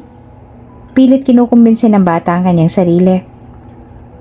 Oo naman, anak. Si Daddy nang bahala. Tugon ni Lucas at saka muling niyakap ang anak ng may malalim na iniisip. Samantala, sa malawak na opisina na bahagi ng kanilang mansyon ay nakatayo at nakamasid sa malayo sa harap ng malawak na glass window ang dating mahirap na ngayon na isa ng kilalang magaling na negosyante at isa sa pinakatinitingalang business tycoons na si Cassie Senyoreses. Nakatayo siya roon habang nilalaro ang baso ng wine na kanyang iniinom nang pumasok sa loob ang kanyang private investigator. Anong balita? Matalim niyang tanong sa lalaki. Wala nang pinalampas pang segundo ang lalaki at kaagad na ibinalita kay Cassie ang kanyang mga nakalap na impormasyon. Base po sa aming paghahanap ay sa Batangas na po nakatira si Sir Lucas. Base rin po sa nakalap naming impormasyon ay matagal na pong pumanaw ang kanyang asawa na si Camila dahil sa sakit na cancer. Si Sir Lucas na lang po ang anak ninyong si Chacha ang magkasama sa buhay at ngayon ay naghahanap sila ng kasambahay dahil kakaresign lang ho nung matagal na nilang kasambahay. Sabi nito. Kasambahay? Taas kilay namang tanong ni Cassie na nakatingin pa rin sa malayo. Opo, madam. Tugon ng lalaki. Wala na ba silang ibang kasambahay doon? Muling tanong ni Cassie. Ang pagkakaalam ko po ay yung Manang Berna ang personal maid ni Miss Chacha at doon na nasanay ang bata kaya kailangan po nilang mag-hire ng panibago. Sa sinabing yun ng lalaki na private investigator niya, ay tila nakaisip naman siya ng paraan upang mas mapalapit na sa kanyang anak na si Chacha. Okay, Philip. Thank you for your effort. You may leave now. Utos ni Cassie at mabilis namang sumunod ang lalaki. Okay po, madam. Ngayon ay desidido na talaga si Cassie na muling makapiling ang kanyang anak. Lahat ay handa niyang gawin para mapalapit lang muli kay Chacha. Wala na rin naman siyang ibang naiisip na paraan dahil hindi naman niya maaaring basta-bastang kunin ang kanyang anak dahil may pinirmahan at pinagkasunduan silang kontrata. Kaya naman, kung hindi niya madadaan sa bawian ang pagbawi kay Chacha, ay gagawa na lang siya ng isang bagay na maaaring makapagpapalapit muli sa kanilang dalawa. Upang maisagawa ang kanyang plano ay kinailangan niyang magpanggap muling mahirap upang mag-apply bilang kasambahay nang sa ganon ay makapasok na siya sa mansyon at makapiling ng muli ang kanyang anak. Inayos niya ang sarili at huminga ng malalim at saka binaybay ang kinaroroonan ng gwardya. Manong, magandang umaga ho. Bungad ni Cassie sa gwardya na nakatayo roon. Magandang umaga din ho, ano pong sa atin? Tanong ng gwardya. Manong, balita ko po ay naghahanap ang inyong amo ng kasambahay. Mag-a-apply po sana ako. Mabilis na tugon naman ni Cassie sa lalaki. May dala ka bang resume? Muling tanong ng lalaki. Kinuha naman ni Cassie ang brown envelope na nakaipit sa kanyang kilikili at saka inilahad sa harapan ng gwardya. Oho, meron po. Ito po. Aniya. O sige, saktong-sakto ay hindi pa dumarating yung ipapadala sana ng agency Nasa loob ba po ang post ko? Pasok ka na. Nang masiguro ng gwardya na aplikante nga ang babae ay pinapasok na ito kaagad sa loob at doon sa may sala ng mansyon sinamahan. Maraming salamat ho, Manong, sabi naman ni Cassie.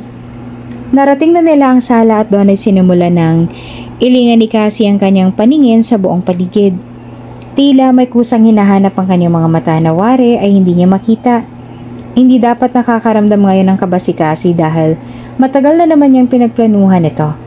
Ang muli nilang pagkikita ng kanyang anak, ngunit parang gusto lang kumawala ng kanyang puso sa bilis ng pintig nito ngayon. Maraming katanungan ang namumutawi ngayon sa isipan ni Cassie. Imposible rin naman na makilala pa niya si Lucas dahil sa iba na ang kanyang itsura ngayon. Kaya sigurado siyang walang makakakilala sa kanya ngayon kaya maisasagawa niya na ng maayos ang kanyang plano. At ngayon ay tila ilang segundong tumigil sa pagtibok ang puso ni Cassie nang dumating na doon si Lucas. Hindi pa rin talaga nagbabago ang itsura nito. Ganon pa rin ang itsura simula nang huli silang magkita ng lalaki. Hi, sorry, may inasikaso lang ako sa taas. Kanina ka pa ba riyan? Tanong ni Lucas kay Cassie. Ilang segundo ring napatunganga si Cassie bago siya nakasagot. Hi, muling sabi ni Lucas sabay upo sa couch.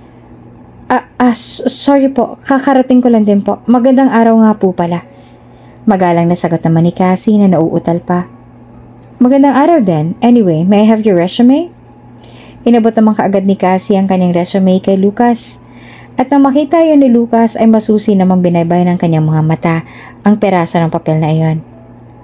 So, ikaw si Cassandra? Cassandra Navarro? Opo, ako nga po. Tugon naman ni Cassie. Taga Ilocos ka? Bakit ka napadpa dito sa Maynila? Tanong ni Lucas. Mahirap pong buhay namin doon.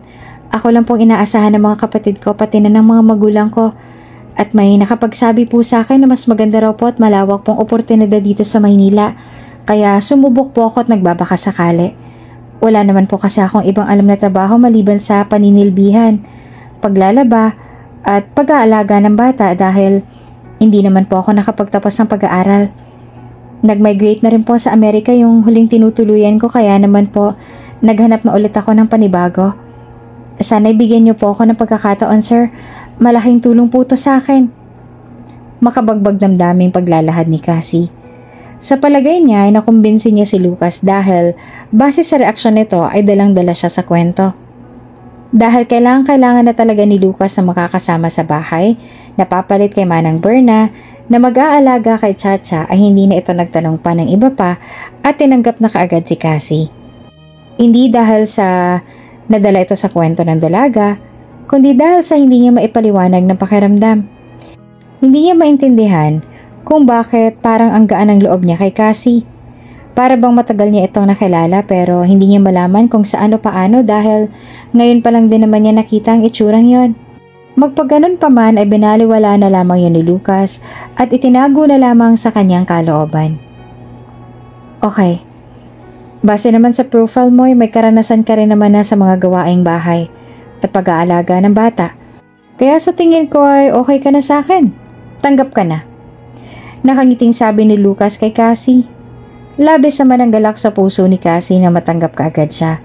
Sa wakas nga ay mas mapapalapit na siya sa anak niyang si Chacha at makikita niya ng muli ito. Sabik siya kung kamukha ba niyang bata nung lumalaki ito, kung ano bang itsura nito at ano nang pag-uugali nito. Sabik na siyang pagsilbihan ng kanyang anak at muling gawin ang mga bagay na maraming taon niya nang naipagkait sa bata. Ngayon nga ay makakabawi na siya at magagawa niya na ang kanyang mga pinaplano. Talaga po? Naku po, maraming salamat po, sir. Napakalaking tulong po nito sa akin at sa aking pamilya. Hayaan niyo po, maglilingkod po ako ng mabuti. Dodoblahin ko po ang sipag at hindi ko po hahayaan na masirang tiwala niyo sa akin. Gagawin ko po ng maayos ang trabaho ko, pangako po yan. Masayang sabi ni Cassie. Tumango na lamang si Lucas at saka pinasama na si Cassie sa isa sa mga katulong para sa tutuluyan nilang maid's quarter. Nang matapos na si Cassie na isaayos ang lahat ng kanyang gamit, ay inalam na kaagad niya sa katulong na si Lorna kung nasaan ang aalagaan niya na anak ni Lucas. Manang Lorna, nasan nga ho pala yung bata, yung aalagaan ko? Nakangiting tanong ni Cassie. Nakasuot na rin siya ng uniforme na katulad ng suot ng ibang katulong. Si Chacha. Naroon siya sa kanyang kwarto.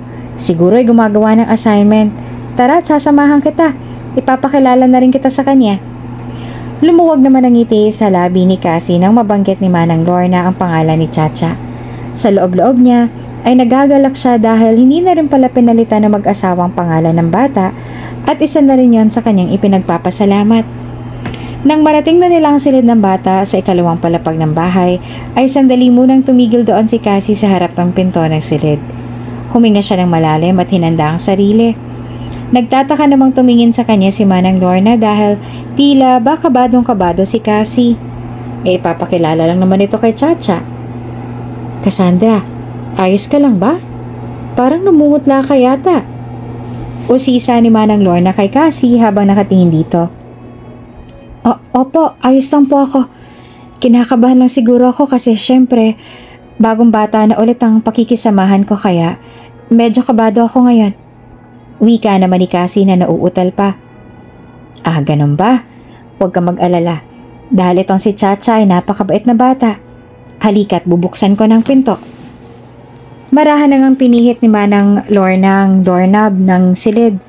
Pagkakatok niya, tsaka tuloy yun ang binuksan ng pinto.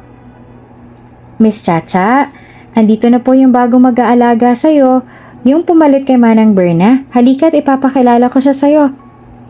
Kita ni Cassie na ibinaba muna ni Chacha ang kanyang hawak na ballpen sa ibabaw ng table at tuluyan na ngang humarap sa kanila. Sa sandaling yon, pilit namang nilabanan ni Cassie ang panginginig ng kanyang mga luha sa kanyang mga mata, ngunit hindi pa rin niya ito maitago at mapigilan. Lalo pa't diretsong nakatingin si Chacha sa kanyang mga mata. Mas bumilis ang tibok ng kanyang puso ngayon. At sa wakas, nasa harapan niya na ang kanyang anak. Bahagya siya na pangiti dahil grabe ang taglay na ganda ngayon ni Chacha. Hindi maitatangging mag-ina sila dahil may hawig talaga sila sa isa't isa. Sa puntong to, ang tanging gusto na lamang niyang gawin ay ang muling mayakap si Chacha ng mahigpit na mahigpit. Chacha? Chacha, pangalan mo, tama ba? Nauutal na tanong ni Cassie. Masaya naman na sumagot ang bata at kuhang-kuha ang ngiti niya.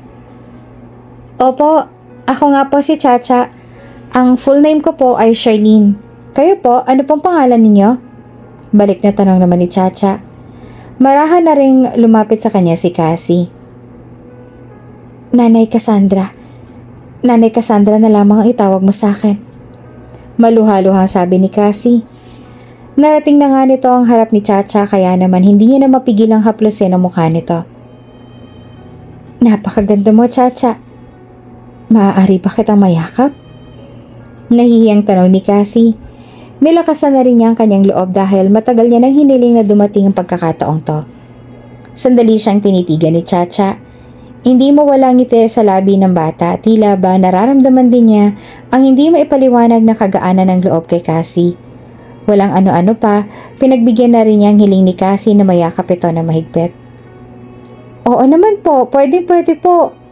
Nakangiting sabi ni Chacha. Sa pagkasabing yun ni Chacha ay nihanda na nga ni Cassie ang kanyang sarili para yakapin ang bata. Nang malaya at matagumpay niya na itong nayakap, ay doon na tuluyang bumagsak ang kanyang mga luha na kanina pang gustong kumawala. Namiss niya nga ito.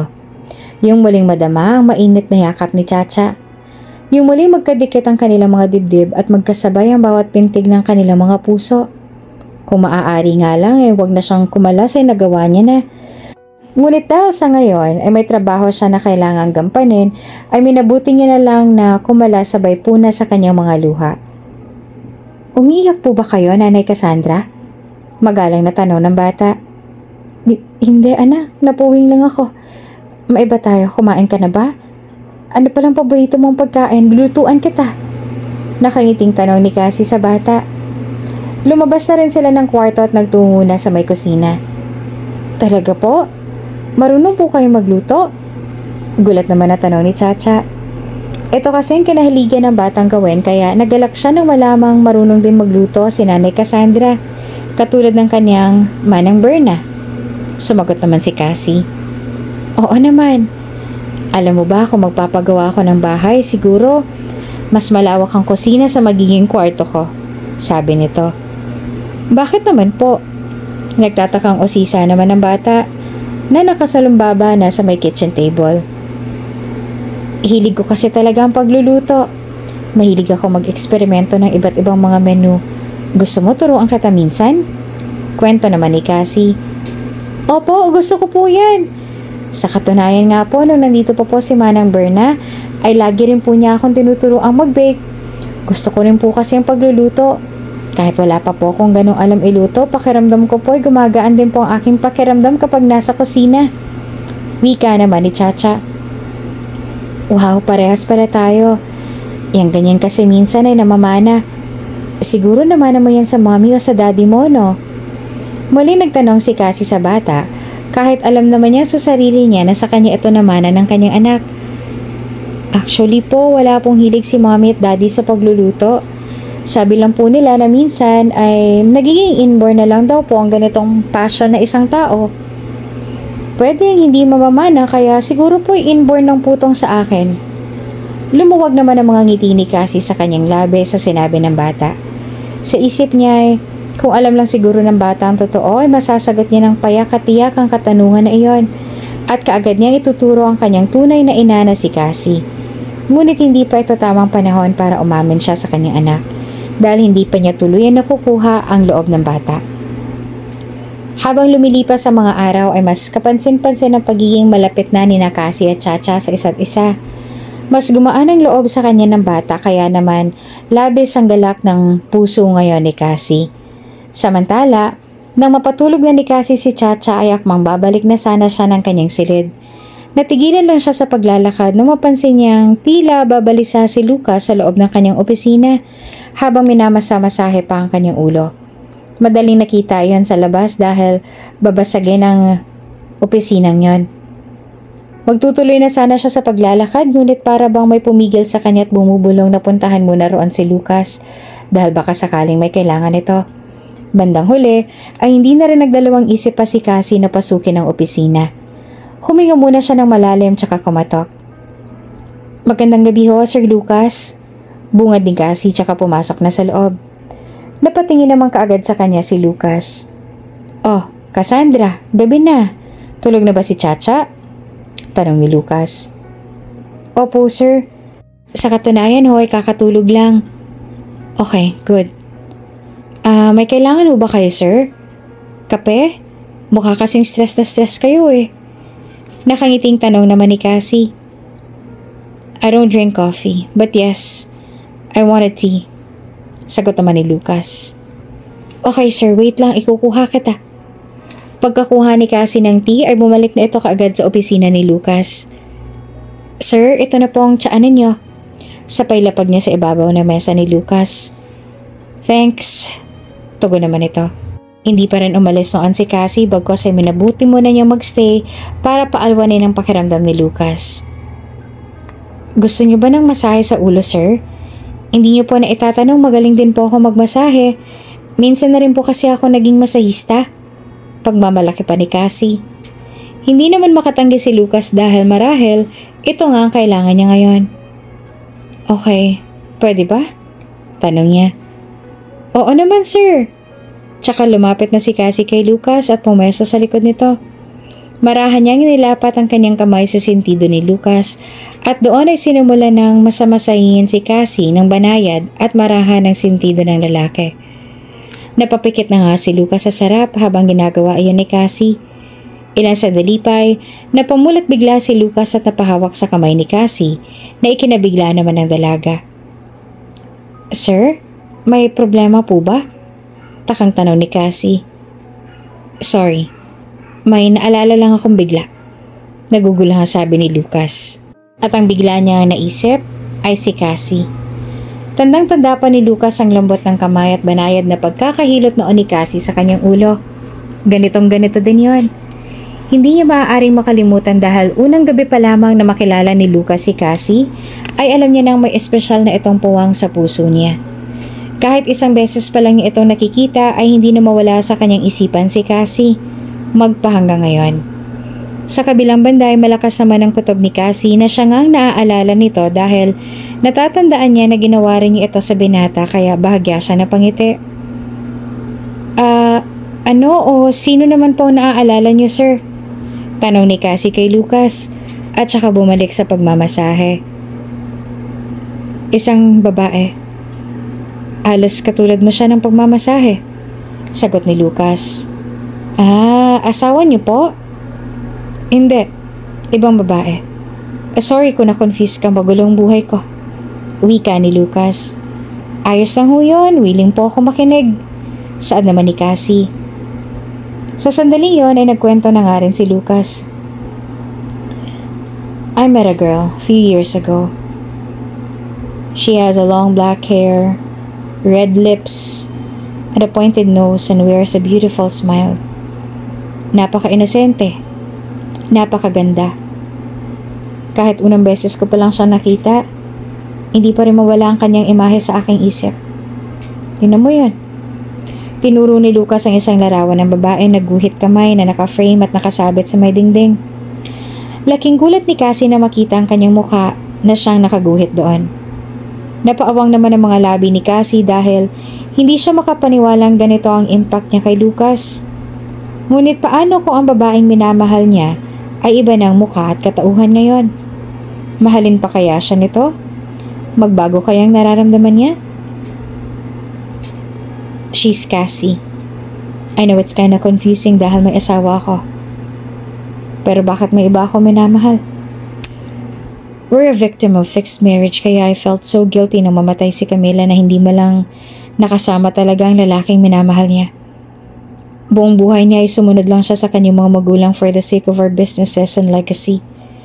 Marami kasing mawawala kapag naghiwalay kaming dalawa. Maraming masisira. Kaya yung nag-iisa niyang hiling na mag-ampon, dahil hindi kami magkaanak ay pinagbigyan ko na. Dahil yun na lamang natatangi niyang kaligayahan. Pero the truth is, we don't love each other. May iba siyang mahal. At ako naman ay may ibang nagugustuhan. And that's Cassie. Kwento ni Lucas. Nagtanong naman kaagad si Cassie. Nasa na si Cassie? Nasa na siya? O sisa niya? I don't know. Base sa mga impormasyon na kinalap ng private investigator ko, sumama na raw siya sa ibang lalaki at nagpakasasa na sa yaman. Sumama na siya sa ibang lalaki na nakilala niya sa bar at kinalimutan ng may anak din siya na nangungulila sa kanya. Mariin at matalim na sabi ni Lucas. Napakunot naman ang noon ni Cassie dahil alam niya ang totoo. Alam niya ang totoo at hindi tunay ang mga nakalap na impormasyon ng mga tauhan ni Lucas tungkol sa kanya. Gusto niyang idepensa ang kanyang sarili ngunit papaano. Hindi pa siya handang ipakilala ang kanyang tunay na katauhan. Hindi pa siya handang ikwento ang mga tunay na nangyari. Hindi pa sa ngayon. Hindi pa. Kaya kung ano man muna ang marinig ngayon ni Cassie, ay hahayaan na muna niya kahit pa sobrang sakit nito para sa kanya. Anak? Bakit? Kilala niyo ba ang anak niya? Kunot noong tanong ni Cassie. Yes. And she's Chacha. Pinaampon niya sa amin si Chacha noon dahil aburido na siya. Hindi ako makapagdesisyon noon ang sa akin lamang dahil ang iniisip ko rin naman ay si Camila. Sobrang saya niya nang malaman niyang gustong ipaampon ni Cassie si Chacha sa amin. Kaya hindi ko napigilan. Hindi na ako kumontra because her happiness matters that time. Paglalahad ni Lucas. Habang nagkukwento naman si Lucas, ay halong lungkot at saya naman ang naramdaman ni Cassie.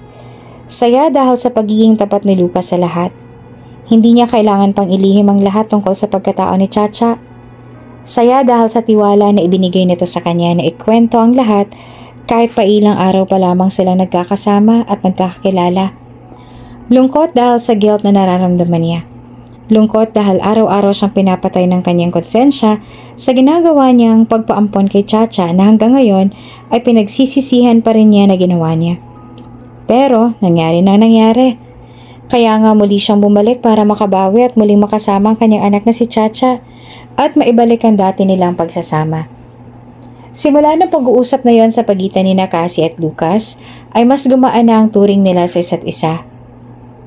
Daddy, I like Nanay Cassandra. She's so kind to me. Malambing na sabi ni Chacha sa kanyang ama. Naroon sila sa may pool area at nagbabonding. Talaga? Is she pretty? Tanong naman ni Lucas. Yes, of course. She's so pretty like mommy. And I like her to be my nanay. Nabigla naman si Lucas sa sinabi ng kanyang anak. Chacha? Why, Dad? Why not? She's so maalaga and I think may chemistry po kayo.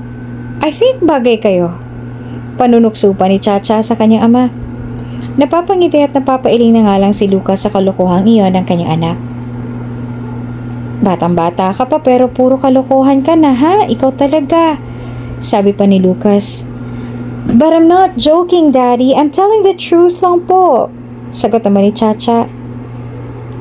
Malay mo may nobyo na siya. Nakakahiya naman sa kanya kapag nalaman niya. Kaya anak, huwag mo na akong biruin sa kanya, okay? Ngumiti na lamang sa kanya si Chacha at hindi na sumagot pa. Tila ba hindi ito sumasang-ayon dahil talagang gusto niya na si Cassandra na maging nanay at katuwang ng kanyang daddy Lucas. Nang sumunod na araw, si Cassie naman ang kinulit ni Chacha. Nanay Cassandra, pwede po ba ako magtanong? Nakangiting tanong ni Chacha. Napalingon naman sa kanya si Cassie habang naghahalo ng mixtures na kanyang ginawa pang bake. Oo naman, ano ba yon? Tanong ni Cassie. May nobyo ka na po ba, Nanay Cassandra? Napakunot naman ang noon ni Cassie sa tanong na iyon ng bata. Natatawa pa nga siya dahil nagtaka at bigla yung naisipan ni Chacha na itanong. At bakit naman kaya tinatanong ng makulit na batang yan? Wala naman po. Napaka-imposible po kasi kung wala, di ba po? Maluwag ang mga mata ng bata na nakatingin kay Cassie. Bakit naman imposible? Hindi naman ako maganda. At saka, maniwala ka man o sa hindi, wala pa akong nobyo. Pero ano po? Nasasabik na tanong ng bata. Pero may nagugustuhan ako. Gusto mong malaman kung sino? Taas kilay na tanong pa ni Cassie. Opo.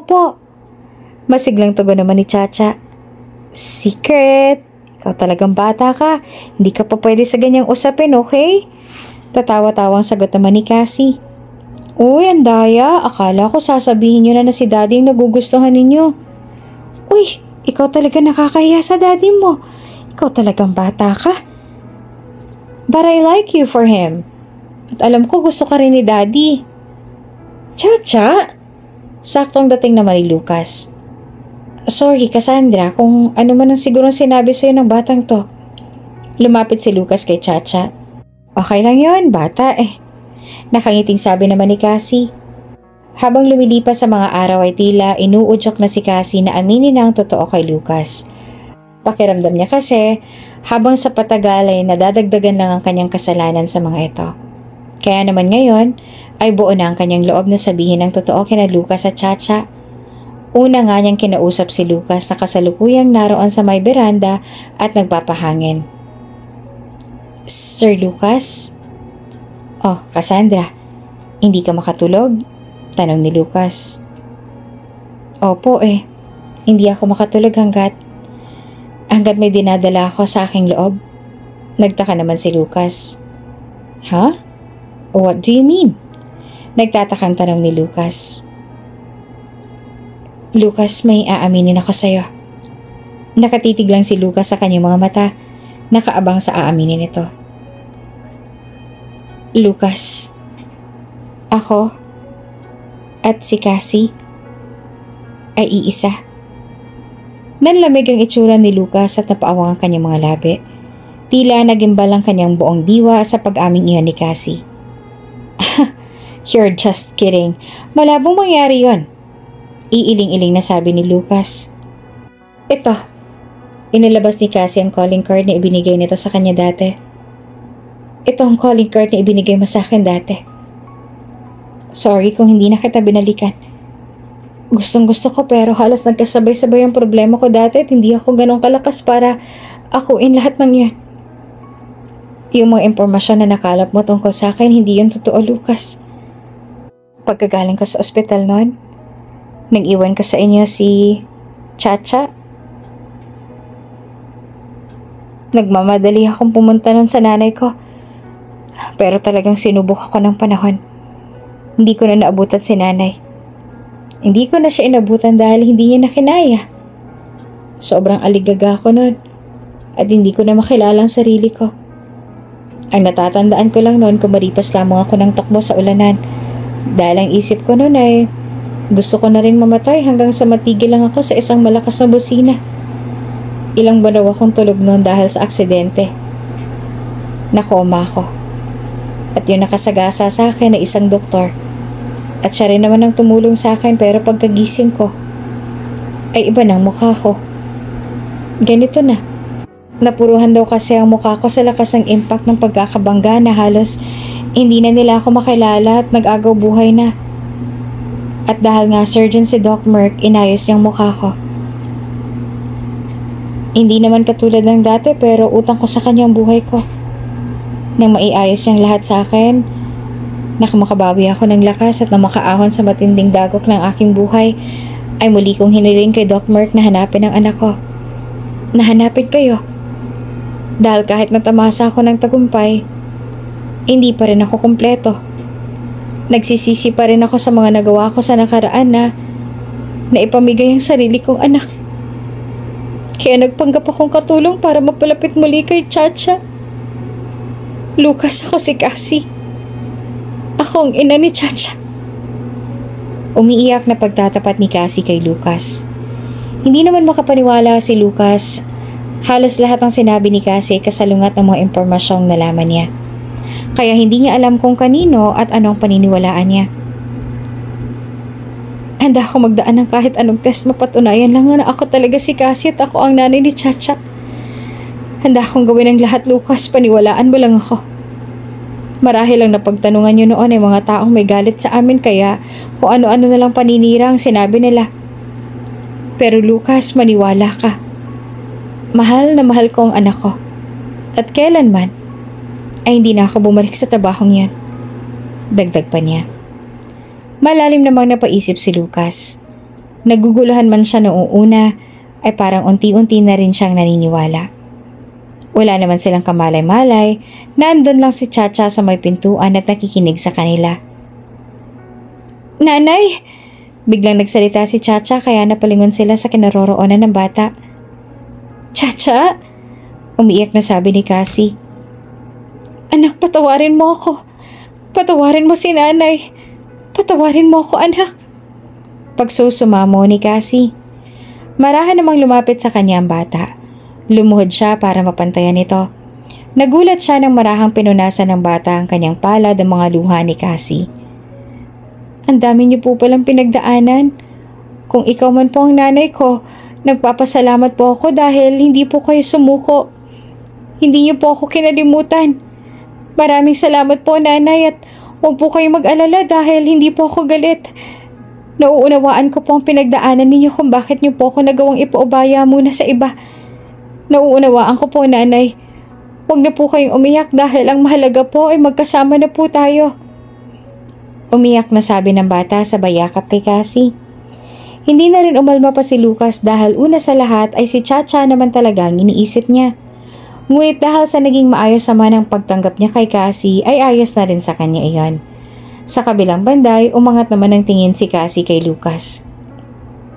Okay na. Don't worry. Okay na, Cassie. Ito na lamang ang nasabi ni Lucas na nakangiti. Lalo namang napaluha si Cassie, tsaka walang ano-anong niyakap na rin niyang binata. At ang yakap na yon ang nagdulot sa kanila ng mabilis sa pagtibok ng kanilang mga puso, kaya mas hinigpitan pa nilang yakap sa isa't isa. Matapos ang araw na yon ay ibinalita na rin ni Cassie kay Doc Merck na natagpuan niya na nga si Chacha at masaya ito para sa kanya. Tumigil na rin sa pagpapanggap si Cassie at ipinagpatuloy na ang pagiging ina kay Chacha. Nagkakamabutihan na rin sina Cassie at Lucas na nauwi na rin sa ligawan hanggang sa tuluyan na nga mag-propose si Lucas na kaagad namang tinanggap ni Cassie. Kaya namang kalaunan ay naikasal na din sila at naging isang ganap na mag-asawa at mga magulang ng batang si Chacha. Kung bago ka pa lang sa channel na ito, Ate Jane TV, huwag kalimutang pindutin ang notification bell and subscribe button. Sana po hindi naman malaking abala sa inyo ang pagpindot ng subscribe button dahil ang kapalit po nito ay ang pagsuporta para makapag-produce ng mga libreng stories sa mga channels ni Ate Jane. Maraming salamat!